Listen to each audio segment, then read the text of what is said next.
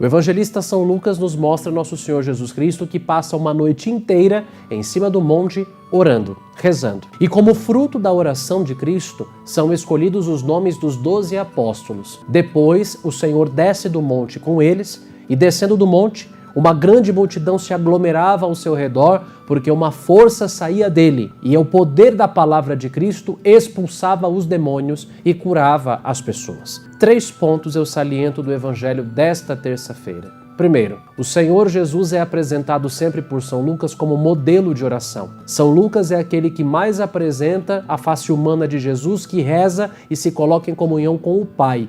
E nenhuma atitude importante do seu ministério é tomada sem uma grande pausa para a oração. O que nós aprendemos de Cristo? Em primeiro lugar, todas as decisões da nossa vida devem ser ponderadas e acompanhadas por uma séria comunhão com Deus. Uma pessoa que tem que tomar uma decisão e ela não reflete, ela, movida pela angústia, pela ansiedade, pela tristeza ou muitas vezes pela raiva, acaba colocando soluções definitivas para problemas esporádicos. Tome cuidado. Cuidado, porque de cabeça quente a gente só faz besteira. Cuidado para que diante dos problemas que passam como pó, das coisas que se esvaem na nossa presença, das coisas que podem ser facilmente resolvidas, cuidado para que de cabeça quente, de coração atribulado, nós não acabemos tomando decisões precipitadas e coloquemos, como o padre disse, soluções definitivas para problemas esporádicos. Tem gente que chega muitas vezes querendo acabar com tudo, acabar com o casamento, acabar com o relacionamento, quando não com a própria vida. Cuidado com isso. Não se põe solução definitiva para problema esporádico. Diante das provações que estão diante da nossa presença, a melhor solução é sempre rezar, sempre buscar a Deus. Então olhemos para Jesus. Antes de decidir e ponderar, antes de deliberar, ele reza. Quando a gente reza, as coisas acontecem. Quando você precisa tomar uma decisão importante, quando você tem algum plano para fazer, alguma coisa a deliberar na sua vida, reze em primeiro lugar, né? Então, rezar sempre antes de tomar qualquer decisão. Em segundo lugar, nosso Senhor Jesus Cristo traz como fruto dessa oração a escolha dos discípulos. Nessa lista dos discípulos, o nosso nome também pode se incluir, porque nenhum de nós se tornou católico e membro da igreja por decisão própria. O próprio Jesus disse no Evangelho: ninguém vem a mim se o meu Pai não o atrair. Nós somos atraídos por Ele e é por pura graça que nós somos católicos, batizados e fazemos parte da sua igreja. No nome dos discípulos, que é fruto da oração de Jesus, estava também o meu e o seu nome. Então, sabendo que Jesus rezou e dessa oração saíram os nomes dos apóstolos e também o nosso, não tenhamos medo, porque naquela oração de Jesus no monte, nós já estávamos revelados para Ele, pelo Pai, né? Nós somos revelados a Jesus pelo Pai, na potência do Espírito Santo. Nós somos escolhidos, nós somos cristãos. E uma vez que nós somos fruto da oração de Cristo, o Senhor tem um plano para cada um de nós, o qual nós não podemos ter medo.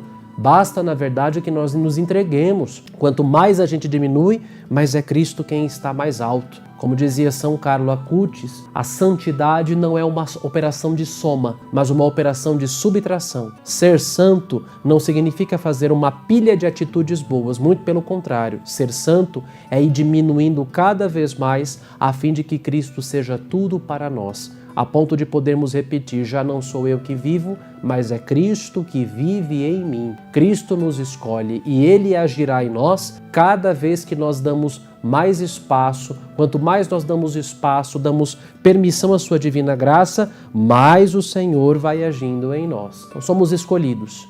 Permitamos que aquele que nos escolheu haja em nós mediante a nossa colaboração, diminuindo para que Cristo apareça. Como dizia São João Batista: Illum oportet crescere. É preciso que ele cresça. Nisso consiste a minha alegria, que agora se completa.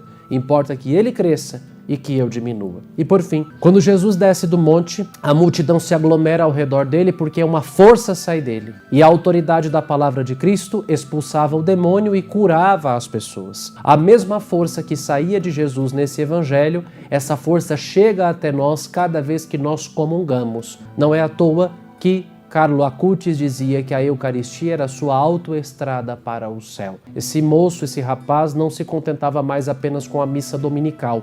Precisava da comunhão diária. Por quê? Porque comungando Jesus, sabia que em alta velocidade chegaria ao céu, porque quando nós comungamos é a força de Cristo quem passa a agir em nós. Santo Agostinho dizia, nós nos tornamos aquele que recebemos. Quando nós comungamos, outros alimentos, os alimentos nos dão força. Agora, quando nós comungamos a Eucaristia, nós nos tornamos aquele a quem recebemos, nos tornamos sacrários vivos. A força de Cristo penetra na minha e na tua vida no dia de hoje, quando pelo poder do Espírito essa palavra chega até nós. E de maneira muito atual, Jesus nos convida a tocá-lo. Se você puder hoje, vá a uma igreja, vá ao sacrário. Se tiver condições hoje com esse evangelho, vá à missa, comungue e permita que a força e a autoridade de Cristo cheguem a você. E assim como a força de Jesus chegava àquelas pessoas, a cura pelo poder da sua palavra chegava igualmente. Ouvindo, portanto, esse evangelho hoje, permitamos que a força de Cristo entre nas nossas vidas, nos dê a cura física e espiritual e expulse Satanás. Estamos no meio da quaresma de São Miguel Arcanjo, um período de muita tribulação e de muita prova, um período em que o demônio da inveja se levanta com força contra nós. E sabemos que o poder da palavra de Cristo tem força para expulsar todo tipo de contaminação